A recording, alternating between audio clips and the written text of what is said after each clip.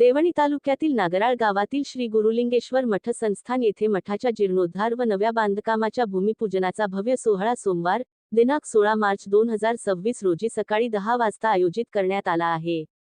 धार्मिक वातावरणात हा सोहळा पार पडणार असून परिसरातील भाविकांसाठी हा कार्यक्रम विशेष आकर्षण ठरणार आहे. या कार्यक्रमास श्री श्री श्री 1008 सिद्धलिंग राजदेशिकेंद्र शिवाचार्य महास्वामीजी उज्जैनी महापीठ यांचे दिव्य सान्निध्य लाभणार आहे.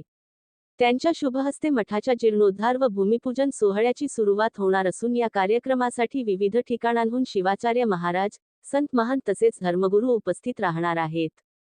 कार्यक्रमाच्या नियोजनानुसार सकाळी 10 वाजता उज्जैनी गुरुपीठाच्या गादीवरील परंपरागत विधीने भूमिपूजन सोहळा होईल. त्यानंतर सकाळी 10:30 वाजता धर्मसभा आयोजित करण्यात आली आहे.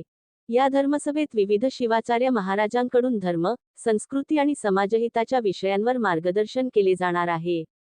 दुपारी 1 वाजता उपस्थित भाविकांसाठी महाप्रसादाचे आयोजन करण्यात आले आहे. या सोहळ्यात अनेक मान्यवरांची उपस्थिती राहणार असून अध्यक्षस्थानी डॉक्टर शंभुलिंग शिवाचार्य महाराज उदगीर असतील.